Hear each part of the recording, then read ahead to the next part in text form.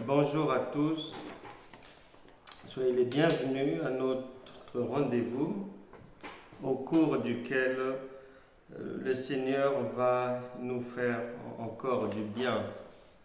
Et il faut toujours venir au rendez-vous divin avec des attentes et avec l'envie d'être comblé par des bénédictions spirituelle, c'est-à-dire la croissance dans la foi, la connaissance spirituelle, la maturité, et puis aussi par les bénédictions matérielles, puisque l'objectif de Dieu, c'est toujours que, par exemple, une personne qui est malade, qui vient pour le rendez-vous avec la parole de Dieu, que le malade soit guéri, que la personne qui est persécutée par les démons soit délivrée, que les problèmes de la vie puissent disparaître. Donc, tel est l'objectif inchangé de Dieu, et aujourd'hui encore, il va nous faire du bien. Rapidement, un premier passage, Jacques chapitre 3. Jacques chapitre 3, il est dit ceci, Jacques chapitre 3, verset 1. Premier passage, Jacques chapitre 3, verset 1, il est dit, mes frères, virgule, qu'il n'y ait pas parmi vous un grand nombre de personnes qui se mettent à enseigner. Virgule, car vous savez que nous serons jugés plus sévèrement. Le Seigneur dit que Dieu n'envoie jamais beaucoup de personnes. Il envoie toujours une minorité de gens. Pourquoi? Parce que chez Dieu, ce qui importe, c'est la qualité. La qualité, cela veut dire que l'objectif de Dieu n'est pas que quelqu'un se lève là à parler de Dieu. Oui, Dieu est amour, Dieu fait ça, Dieu est bon, Dieu va te guérir, si cela. Non, non, non. L'objectif de Dieu, c'est que l'enseignant qui enseigne a pour objectif que les morts ressuscitent, que les aveugles voient, que les sourds entendent, que les muets parlent, que les démons soient chassés et que toute personne malade soit guérie. Ce sont là les objectifs de Dieu. Et comme tout le monde ne peut pas expliquer ces choses, Dieu dit, moi je n'ai pas l'habitude d'envoyer un grand nombre d'enseignants, donc je vous conseille qu'il n'y en ait pas beaucoup parmi vous, parce que on est jugé au résultat. Dieu ne nous juge pas parce qu'on se lève là, on parle de Dieu et que Dieu nous applaudit derrière le rideau, il est content. Non, c'est trop petit, ça, c'est du n'importe quoi. Dieu le Créateur, il a créé tout ce qu'il a créé pour des objectifs bien précis. Et un chef d'entreprise, lorsqu'il crée son entreprise, c'est pour des objectifs. Un enfant, il va à l'école, c'est pour des objectifs. C'est de parvenir à passer les classes et à finir ses études. Quelqu'un qui veut travailler, c'est toujours pour un objectif. Quelqu'un qui veut se marier, c'est toujours pour un objectif. Donc Dieu a toujours des objectifs à atteindre. Les objectifs de Dieu. Dieu lui-même dit qu'il n'y ait pas beaucoup de gens parmi vous qui puissent enseigner parce que les choses de Dieu, ce qui intéresse Dieu, c'est que on les explique bien et que ceux qui écoutent puissent recevoir et la lumière et le changement de vie. C'est ce qui intéresse Dieu. Et donc, pour aujourd'hui encore, je te prie de bien prêter attention. Parce que les choses de Dieu, ce n'est pas la prière ou le jeûne ou le parler. Non, c'est la compréhension de ce que tu entends. Ce que tu écoutes, est-ce que tu comprends? C'est d'abord là. Parce que si tu ne comprends pas, tu vas prier dans le vide, tu vas jeûner dans le vide. Pourquoi? Parce que dans un pays, on ne fait pas des lois pour que les gens ne les respectent pas. Non. Les lois sont faites pour que les gens les respectent. Quiconque ne respecte pas le code de la route, mais tant pis pour lui. Eh bien, ce que les hommes font là, ils ont pris ça chez le Créateur. Dieu a établi des principes. Il a établi un nouveau régime, une nouvelle alliance, une manière de marcher là-dedans. On y marche par la foi, on obtient par la foi. Et avant, c'était il faut pas faire ceci, il faut sacrifier des bœufs, il faut faire ceci, cela, ça c'est interdit, il faut faire ceci, il faut faire cela. C'était une loi difficile. Et le Seigneur Jésus est venu améliorer ces choses. Jean chapitre 1 verset 17, la loi est venue par Moïse et la grâce et la vérité sont venues par Jésus-Christ. La grâce et la vérité, c'est-à-dire la gratuité. Dieu, l'amour de Dieu désormais, se manifeste envers nous sans condition, sans contrepartie, par gratuité. C'est ce que veut dire la grâce. C'est une grâce imméritée, c'est-à-dire il n'y aura plus que quelqu'un fait ceci et il mérite cela de Dieu. Non, tout le monde est logé à la même enseigne. La Bible déclare que tous ont péché et sont privés de la gloire de Dieu. Donc, pour mettre tout le monde au même pied d'égalité, que ce soit les rois, les reines, les chefs d'État, leurs épouses, leurs enfants, les ministres, tout ce monde-là, tout le monde vient nu sur terre et repart nu dans un cercueil, dans la poussière, tout le monde au même pied d'égalité. Et pour le pardon de ses péchés, c'est simplement demander pardon et on est pardonné. Pour recevoir quelque chose de Dieu, la guérison, la délivrance, des bénédictions, mais c'est très simple, c'est s'adresser à Dieu et on reçoit cela gratuitement. Et donc, le Seigneur Jésus est venu enlever tout ce qui peut ressembler à ce qui est mérite. Que tu te dises que oui, je vais jeûner 3 jours, comme on faisait avant. Et quand je vais sortir du jeûne de 3 jours, donc je mérite que Dieu me guérisse. Non, ça a changé. Ah, c'est plus comme ça. Ça, c'était avec les Moïse. Mais avec le Seigneur Jésus, ça a changé. Il y a plus ces histoires-là. Si je sacrifie 1000 bœufs, mes péchés sont oubliés un peu. Il n'y a plus, si je parle en langue toute la journée, Dieu va me pardonner ou Dieu va me délivrer. Non, c'est fini. La Bible déclare, Dieu ne fait pas de favoritisme. La Bible déclare que c'est par grâce que nous sommes sauvés au moyen de la foi. Donc, ces choses sont à bien comprendre. Sinon, tu vas te tromper sur toute la ligne et continuer à avoir une vie chrétienne fade, sans saveur, qui ne veut rien dire, qui tourne en rond, qui est sans résultat. Tu vas jeûner ici, tu vas jeûner là-bas, tu vas t'adresser aux démons, ça ne va rien donner, ils ne vont même pas t'écouter.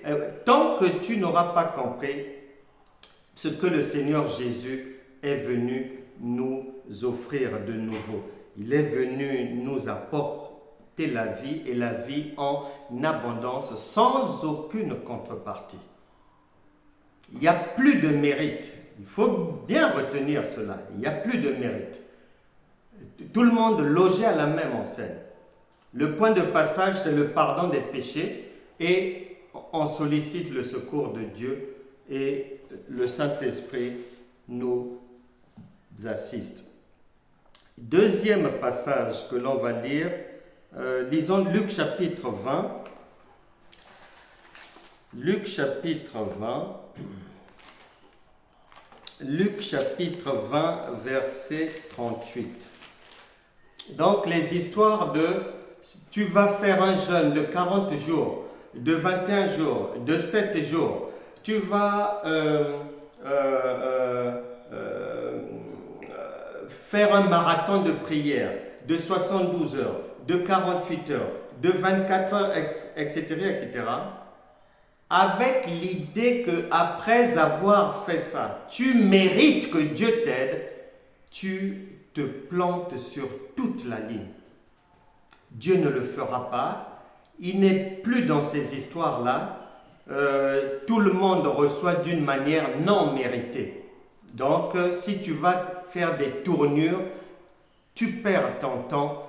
La situation avait changé depuis avec la venue du Saint-Esprit. Luc chapitre 20, verset 38. Et il faut savoir qu'il y aura toujours 2 Thessaloniciens chapitre 2, la Bible prévoit qu'il y aura toujours, même parmi le peuple de Dieu, des pasteurs égarés, des églises égarées, des chrétiens maudits, faisant du n'importe quoi, faisant des choses qui n'ont pas lieu d'être. Donc il faut bien avoir cela à l'esprit. Les écritures à ce sujet, il y en a beaucoup. Les maudits sont parmi le peuple des croyants aussi. Luc chapitre 20 verset 38. Or, Dieu n'est pas Dieu des morts, mais des vivants.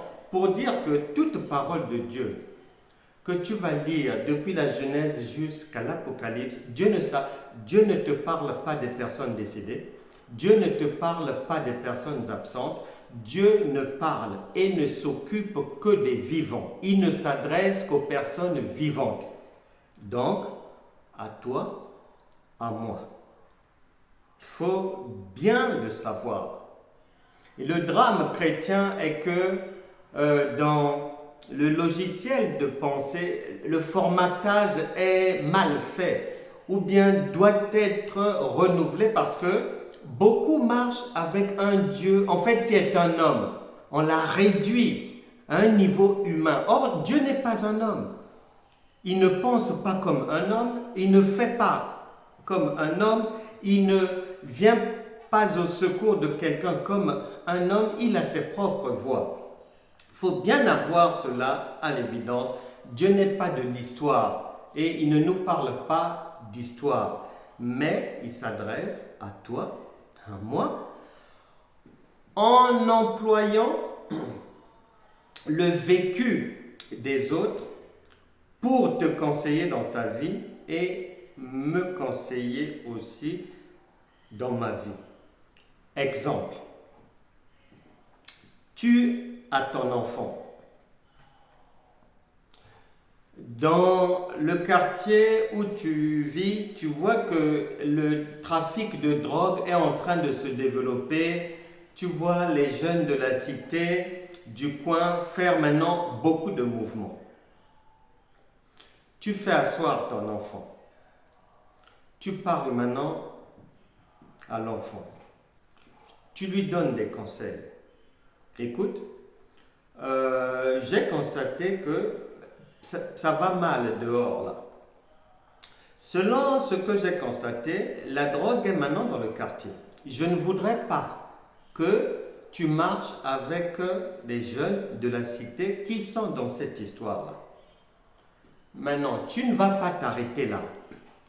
Tu vas prendre un exemple que tu vas expliquer à l'enfant pour soutenir le conseil que tu es en train de lui donner.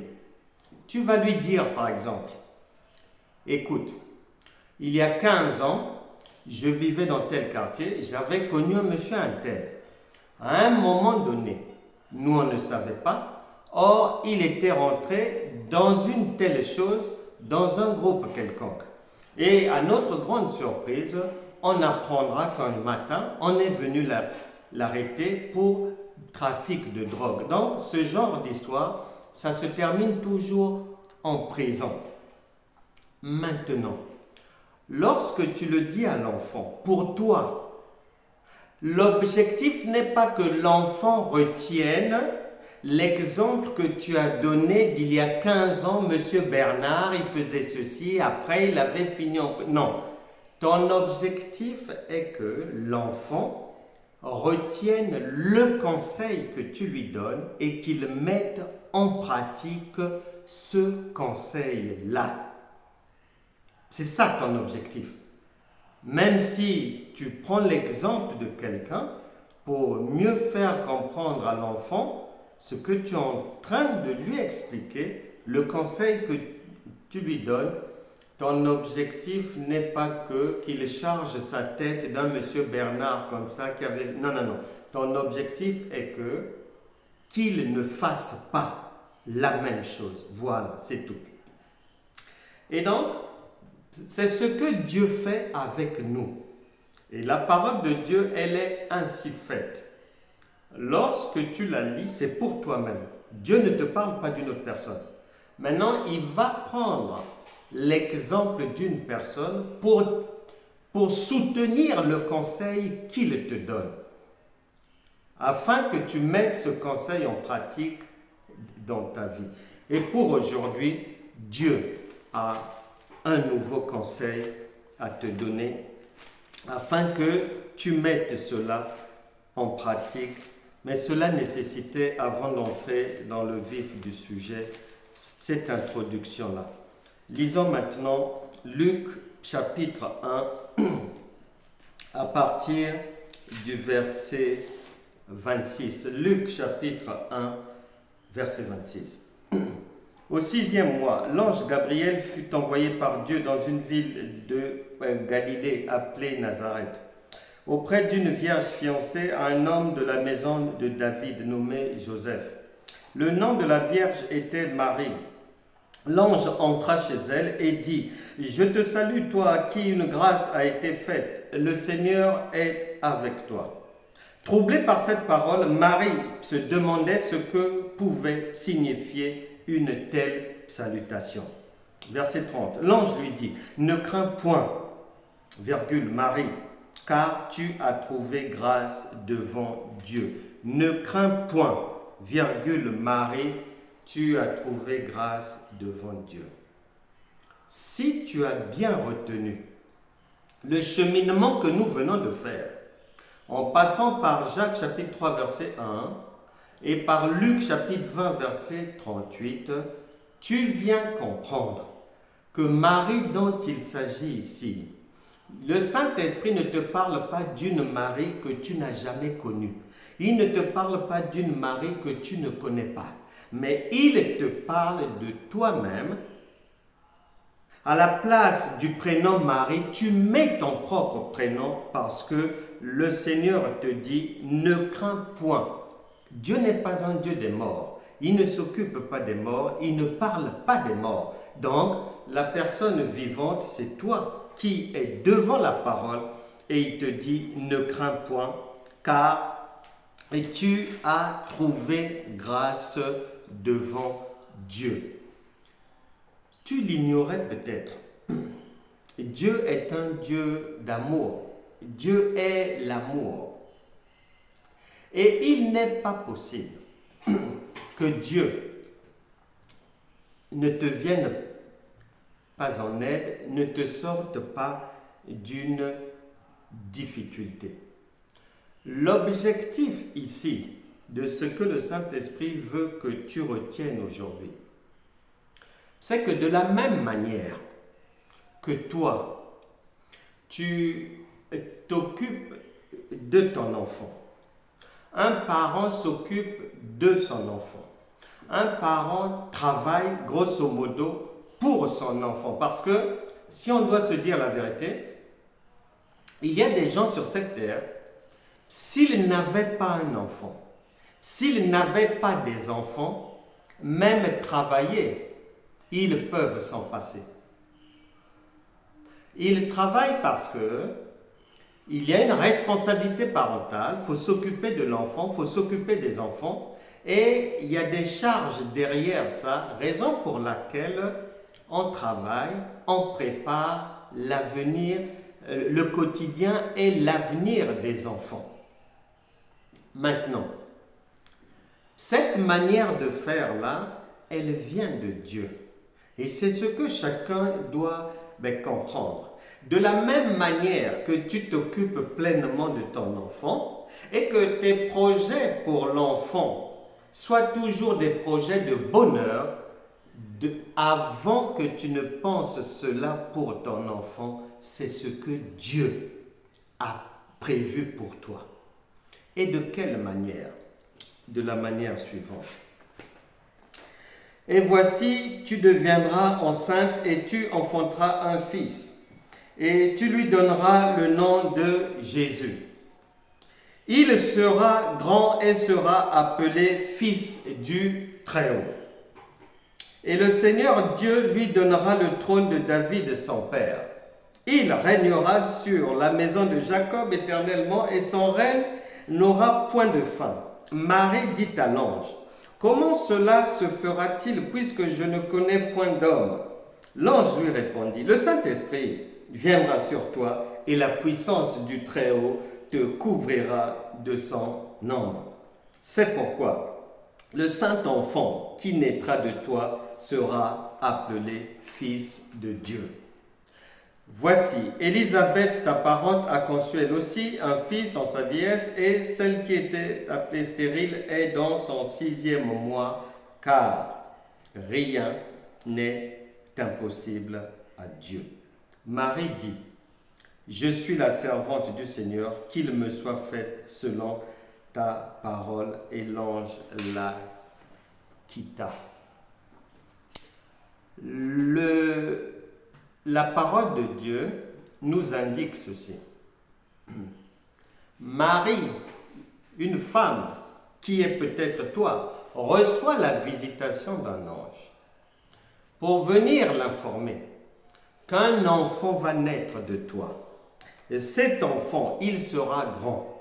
Cet enfant, il sera fils du Très-Haut. Cet enfant, il régnera.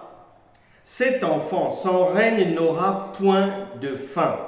Cet enfant, l'enfant qui naîtra de toi, sera appelé Fils de Dieu. Si tu as compris Luc chapitre 20, verset 38, qui dit que Dieu n'est pas le Dieu des morts, c'est le Dieu des vivants, ici, là, il s'agit de toi-même. Ici, là, il est en train de parler de toi-même. Il ne te parle pas d'une autre personne. Il ne te parle pas d'une personne morte. Il est en train de te parler de toi-même. Que tu acceptes directement que l'enfant dont il s'agit là, c'est toi-même, puisque tu es prévu, puisque toute personne est la bienvenue au cours de la nouvelle naissance en Christ. Lorsqu'on devient enfant de Dieu, c'est une nouvelle naissance. Évangile de Jean chapitre 3, à partir du verset 1 à 13 là-bas, tu pourras lire ça. C'est une nouvelle naissance. Lorsque on devient enfant de Dieu. Tu peux donc comprendre cela directement, c'est-à-dire, si tu as bien compris Luc chapitre 20, verset 38, tu viens conclure que là, il s'agit de moi-même. Je comprends que je suis appelé à être grand. Tu comprends que tu es appelé à être fils, fille du Très-Haut, que tu es appelé à régner et que ton règne n'aura pas de fin, puisque c'est la vie éternelle, et que tu es fils, fille de Dieu, puisque l'enfant d'un homme, c'est un homme, puisque l'enfant d'un chien, c'est un chien. Et si tu es fille, fils de Dieu, par ricochet, tu es Dieu. Donc, soit tu comprends facilement et directement que je ne dois ni aller à droite, penser que c'est une Marie, qu'on parle d'un Jésus comme ça et que c'est moi-même selon la parole. Ou bien, tu prends la deuxième voie. La deuxième voie qui est celle-ci. Le Dieu Esprit. Tu es d'accord avec moi que tout le monde sait que Dieu s'est fait chair. Il est venu vivre parmi nous il s'est fait homme s'appelant Jésus. Maintenant, lorsque tu nous rejoins dans le royaume de Dieu, tu reçois une dotation, celle du Saint-Esprit, parce que tu crois de tout ton cœur que Dieu l'a ressuscité des morts. Donc, tu reçois le Saint-Esprit. Le Saint-Esprit n'est plus ni moins que ce Jésus-là, qui vient maintenant, et tu deviens le temple du Saint-Esprit, vivre en toi sous la forme d'un esprit. Parce que c'est la manière que Dieu a choisie pour venir habiter au-dedans de nous, pour venir vivre avec toi 24 heures sur 24. Maintenant, si le Saint-Esprit qui est Dieu vit maintenant en toi, c'est le même Jésus dont il est dit ici, il sera grand, sera appelé fils du Très-Haut. Le Seigneur Dieu lui donnera le trône de David. Son père, il régnera sur la maison de Jacob éternellement et son règne n'aura point de fin. Marie dit à l'ange, comment? Et à la fin du verset 35, il est dit, le Saint-Enfant qui naîtra de toi sera appelé fils de Dieu. Donc, si tu as accepté le Seigneur Jésus-Christ comme ton Seigneur et Sauveur et qu'il vit désormais en toi par le Saint-Esprit, eh bien, le Dieu Esprit s'est fait chair et ensuite est venu maintenant vivre en toi. Pour quelle finalité? Pour cette finalité-là. Que toi maintenant, tu deviennes grand. C'est prévu. Comme une maman qui a planifié la vie de son enfant, qui planifie l'avenir de son enfant. Et maman a déjà planifié. Jusqu'à son héritage, la maman a tout préparé. Le papa a préparé, bien comme il faut. Mon enfant doit faire ceci, il va venir au monde, nous allons l'encadrer, on voudrait qu'il étudie. Quand il aura fini, bon, soit il reprend notre ferme, soit il s'est formé dans un autre job, c'est pas grave, on va l'encadrer, on va l'accompagner. Après, à la fin, avant que l'on ne parte, on fera le testament, il sera notre héritier, on lui laissera la ferme, les vaches, les poules, le vélo, la bicyclette, le VTT, on lui laissera tout ça. C'est de ça qu'il s'agit ici. Et c'est avant qu'une maman ne pense ainsi, avant elle, Dieu a prévu cela pour toi. Et raison pour laquelle il te dit au verset 30, ne crains point, car tu as trouvé grâce devant Dieu. J'ignore la difficulté qui te donne des insomnies actuellement. Je ne sais pas par quelle situation mais tu passes. Mais le Saint-Esprit m'a chargé aujourd'hui de te rappeler ces choses. Que en fait, ne regarde ni à gauche ni à droite. Ne va pas chercher loin un Dieu qui est déjà là. N'attends pas ne pense pas que tu dois jeûner ou prier pendant 5 heures ou 4 heures pour que le Seigneur te fasse du bien. Non, il est déjà là.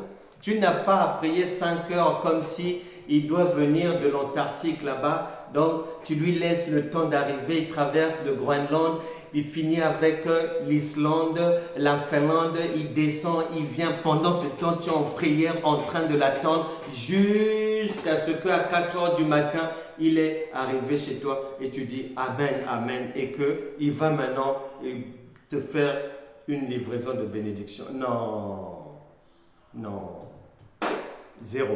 Il est déjà là. Il est déjà là. Si tu ne l'as pas encore accepté, il te suffit de l'accepter et il va changer ta vie. Il va agir. Je ne sais pas par quelle situation tu passes. Est-ce que c'est la maladie? Est-ce que tu souffres comme cette femme? On a diagnostiqué une difficulté au niveau du cœur, opéré en 2019 du cœur. Pas le temps de se remettre, pas le temps de récupérer la pleine santé. 2021, on vient trouver encore ça ne va pas au niveau des poumons. Elle est opérée des poumons l'année suivante, en 2022.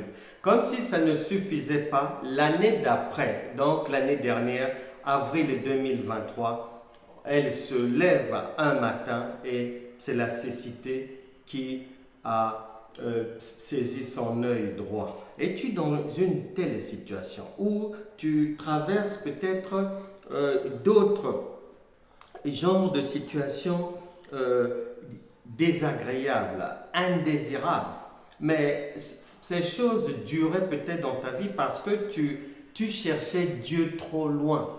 Tu n'avais pas encore compris que c'est le Dieu de la grâce qui était maintenant là. Tu n'avais peut-être pas encore saisi que Dieu te fait du bien gratuitement, que c'est une grâce imméritée, que nous sommes désormais tous logés à la même enseigne, que tu n'as pas besoin de souffrir, de gémir et que tu n'as pas à craindre même les sales prophéties des agents du diable, les mauvaises paroles que les gens ont déclarées sur ta vie, les malédictions verbales, toutes ces choses-là. Ne crains pas, le Seigneur est là avec toi. Tant que tu te tournes vers lui, tant que tu as une pleine conscience de sa présence en toi et que il n'est pas venu dans ta vie pour être un spectateur de tes déconvenus. Non. Si c'est ce que tu avais comme pensée, mets ça à la poubelle aujourd'hui même. Et il ne vient pas dans ta vie pour que tu demeures, c'est-à-dire comme tu étais avant. Non, ça ce n'est pas Dieu. Mais il vient dans ta vie. Écoute bien, pour faire de toi une grande personne. Ensuite, un enfant du Très-Haut. Ensuite, tu vas régner la réussite de la vie. Ensuite, cette réussite, ce règne n'a point de fin. C'est la vie éternelle. Ensuite, tout sera pour toi puisque tu es fils, fille de Dieu. C'est très simple. Si tu sais, si ton cerveau sait que l'enfant d'un chat, un chaton, c'est un chat, si ton cerveau sait que l'enfant d'un lion, un lionceau, c'est un lion, si ton cerveau sait que l'enfant d'un tigre, c'est un tigre, eh bien, c'est-à-dire, va rapidement à la conclusion que si tu es fille de Dieu, si tu es enfant de Dieu, eh bien, Dieu avait raison de dire, j'avais dit que vous êtes des dieux. Par rapport à quoi? Mais par rapport à ce que le Saint-Esprit a déjà prévu, a déjà planifié. Et en Romains chapitre 8, verset 17, comme la maman, le papa laisse un héritage à son enfant, du moins c'est la volonté de tout parent, et bien avant que papa ne pense à ça, Dieu lui-même avait déjà pensé à ça en faisant de toi, enfant de Dieu, héritier de Dieu et co-héritier de Christ. Donc un double héritage. Avec ça, il n'y a pas de place pour les larmes, il n'y a pas de place pour la souffrance, il n'y a pas de place pour l'échec, il n'y a pas de place pour les cauchemars, aucune place pour les maris de nuit, les femmes de nuit, les esprits démoniaques qui harcèlent les gens. Il n'y a pas de place pour ça, il n'y a pas de place pour les kystes, les fibromes, les myomes, il n'y a pas de place pour les tumeurs, les cancers, diabète et autres. Il n'y a pas de place pour ça. Lis bien les Écritures, il y a, avec ce dispositif-là, as-tu déjà vu un Dieu malade? As-tu déjà vu un Dieu être incapable de résoudre un problème. Ça n'existe pas. Eh bien, c'est l'héritage que tu as reçu de Dieu, c'est l'héritage que chacun de nous a aussi reçu de Christ, c'est la vie abondante. Nous allons prier que tous ceux qui avaient quelque chose de difficile dans le cœur, dans les pensées, soient déchargés aujourd'hui. Tu n'as rien à craindre, tu vas sortir de ce problème. Et c'est parce que tu ignorais que le dispositif, que le Tout-Puissant était venu placer en toi, est un dispositif devant lequel aucune résistance ne peut tenir, aucune maladie ne peut tenir. Il n'y a pas le manque, puisque dans l'évangile de Luc au chapitre 11, tu liras là-bas lorsque le fils prodigue est rentré à la maison, son père dira à son frère qui se plaignait que le père fasse du bien à celui qui était parti faire du n'importe quoi. Le frère qui était resté à la maison qui se plaignait, son père lui a dit: mon enfant, tu es toujours avec moi et tout ce qui est à moi est à toi. Maintenant, si tu as bien compris Luc chapitre 20 verset 38, quand tu lis ça, le Saint-Esprit ne te parle pas d'un fils prodigue là-bas, de quelqu'un que tu ne connais. Non, c'est de toi-même en disant: mon enfant, tout ce qui m'appartient, moi Dieu, mais c'est à toi. Donc tu te sers. Tu ne peux pas souffrir, puisque j'ai déjà tout préparé pour toi. Tout est prévu. J'ai assuré tes arrières pour que tu vives bien. Le problème, c'est que beaucoup d'enfants de Dieu sont comme le frère du fils prodigue qui était resté à la maison avec le père. Vivons avec le père. Le père est comblé de bénédictions, mais il souffrait parce qu'il ne savait pas que ce qui est au père est à lui. Et le père était obligé, étant surpris que son fils ne savait pas que tout ce qu'il a c'est pour lui, parce qu'une maman travaille pour son enfant. C'est pas pour elle vraiment, c'est pour l'enfant. Et ça n'a pas changé. Elle le tient de Dieu le Père qui a tout prévu pour toi. Et les hommes ne font que répliquer, reprendre ce que Dieu a fait. Nous allons prier. Ouvre ton cœur.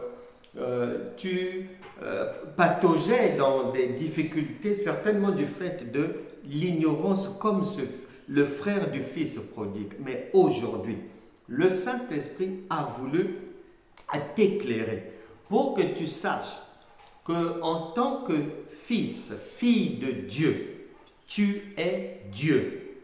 De la même manière qu'un chiot est un chien. Et que par conséquent, puisque tout ce qui est au Père est à toi, eh bien, tu dois te servir. Seigneur, nous sommes là réunis devant toi. Nous venons d'écouter la parole de Dieu. Et tu as dit dans ta parole, dans le psaume 95, versets 7 à 8, que si on l'écoute aujourd'hui, que l'on ne puisse pas endurcir nos cœurs. Merci, Saint-Esprit, de nous avoir éclairés sur tout ce que tu avais déjà prévu de bien pour chacun de nous. Pour l'héritage, double héritage que tu nous as légué. Merci Seigneur parce que tu as mis la barre très haute. Nous élevons complètement. Faisons de nous des dieux avec une domination certaine dans la vie. Nous devons régner sur les difficultés et que notre règne est sans fin, c'est-à-dire la vie abondante. Saint-Esprit, aie pitié de chacun ici. Pardonne-nous, Seigneur, nos péchés, nos insuffisances, nos manquements. Dans le nom puissant de Jésus, que toute difficulté qui a suivi quelqu'un ici aujourd'hui s'arrête maintenant. Que la puissance de la résurrection de Christ, que l'intelligence divine, la connaissance divine, que la sagesse divine, que la capacité à recevoir la révélation divine devienne le partage de tout un chacun. Abat l'ignorance, abat les ténèbres, abat le faux évangile, les mauvais enseignements, les faussetés bibliques, abat cela.